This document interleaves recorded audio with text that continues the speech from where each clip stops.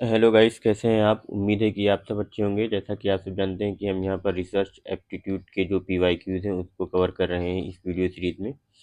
और अभी तक हम अराउंड 130 क्वेश्चंस डिस्कस कर चुके हैं और आज हम 10 मोर क्वेश्चंस करेंगे इस वीडियो में और देखेंगे कि रिसर्च एप्टीट्यूड के प्रीवियस ईयर के क्वेश्चंस किस तरह से आए हुए हैं। आपकी जानकारी के लिए बता दें कि हम कम्युनिकेशन, टीचिंग एप्टीट्यूड और मैथमेटिकल रीजनिंग के भी पीवाईक्यूज़ कर रहे हैं, तो आप जाकर के हमारी प्लेलिस्ट देख सकते हैं।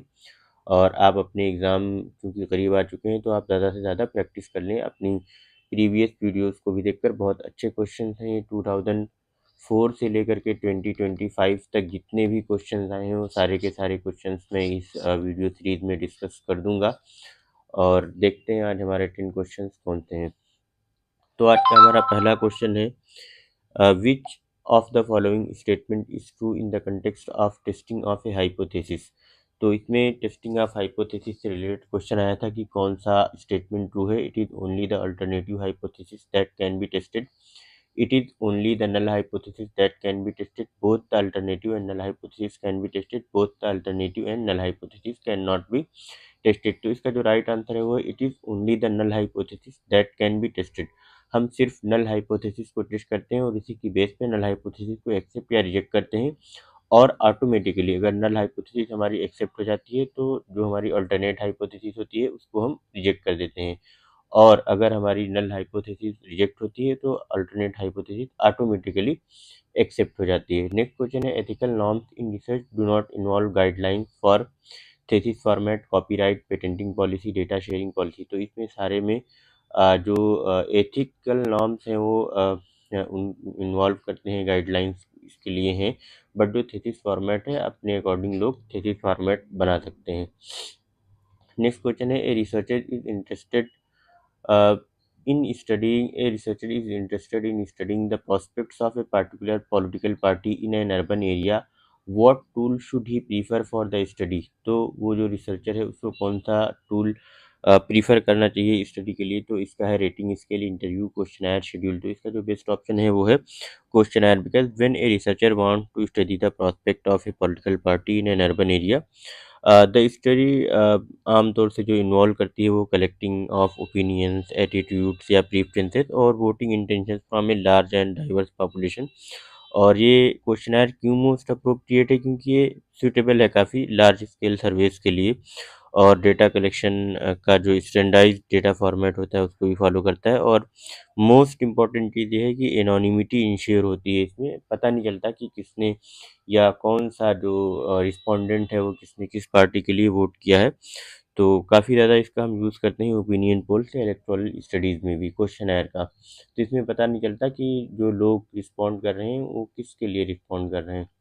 विच of the following statement is not true in the context of participatory research. तो पार्टिसिपेटरी रिसर्च में कौन सा जो ऑप्शन है वो सही नहीं है। It recognises knowledge as power, it emphasise on people as expert, it is collective process of inquiry, its sole purpose is production of knowledge.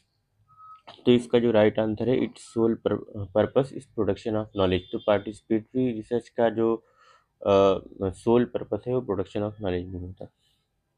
Format of thesis writing is the same as in preparation of a research paper, article, writing of seminar, presentation, a research dissertation, presenting a workshop और conference paper। तो इसका जो right answer है research dissertation। Which of the following is the basic rule of APA style of referencing format। तो हमें बताना है कि APA स्टाइल का रिफरेंसिंग फॉर्मेट क्या होता है। तो इसके हम देख लेते हैं कौन कौन से option.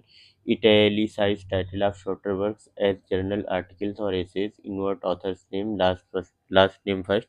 Italicise titles of longer works such as books and journals, alphabetically index reference list. तो ये तो नहीं होना चाहिए, अल्फ़ाबेटिकली इंडेक्स रेफरेंस लिस्ट नहीं होती है। तो इसका जो राइट आंसर होगा वो बी, सी एंड डी होगा। ये वाला B, C, sorry, option B, B, C and D. तो इसमें ये इसका अल्फ़ाबेटिकली इंडेक्स रेफरेंस लिस्ट होती है, सॉरी। तो इसका जो राइट आंसर है वो बी, सी, डी ही होना चाहिए, क्योंकि इसमें जो हमारे दूसरे ऑप्शन है, जैसे ऑप्शन ए है जो ये italicise the titles of shorter work such as journal articles या एसेज, ये नहीं होता है, ये कन्फ्यूजन हो गया। तो ये अल्फ़ाबेटिकली इंडेक्स रेफरेंस लिस्ट होती है, बट ये जो italicise titles of shorter works होता है ये नहीं होता है इसमें। तो ये ऑप्शन ए इज़ रॉन्ग। और बाकी जो दूसरे ऑप्शन थे हमारे इन्वर्ट ऑथर्स नेम्स, इसमें तो लास्ट नेम पहले आ जाएगा, फिर italicise titles of longer work such as books and journals, इसमें ये दिया हुआ है इसका जर्नल आर्टिकल्स और एसेस का। और फिर जो है इसका दिया हुआ अल्फ़ाबेटिकली इंडेक्स रेफरेंस लिस्ट, इसका जो राइट आंसर है वो बी, सी एंड डी होगा। नेक्स्ट क्वेश्चन है which of the following steps are required to design a question. तो इसमें कौन कौन से स्टेप्स रिक्वायर्ड हैं एक क्वेश्चन को डिज़ाइन करने के लिए। तो देखते हैं कौन सा इसमें हमारे पास सही है। Writing primary and secondary AIIMS of study, ठीक है। रिव्यू ऑफ करेंट लिटरेचर, ठीक है। Preparation of draft of question, revision of draft. तो ये सारे अल्फा जो है एक उसमें ही दिए हुए हैं स्टेप्स में प्रॉपर। तो इसका A, B, C and D हो जाएगा। तो इसका राइट ऑप्शन जो है वो ऑप्शन डी है। नेक्स्ट क्वेश्चन है which of the following statements regarding the meaning of research are correct. तो इसमें कौन सा statement regarding the meaning of research correct है। तो देख लेते हैं इसमें कौन सा ऑप्शन हमारा करेक्ट होगा। तो देखते हैं research refers to a series of systematic activity और activities undertaken to find out the solution of a problem, very correct. It is a system logical and unbiased process wherein verification of hypothesis, data analysis, interpretation, and formation of principles can be done. This is also true.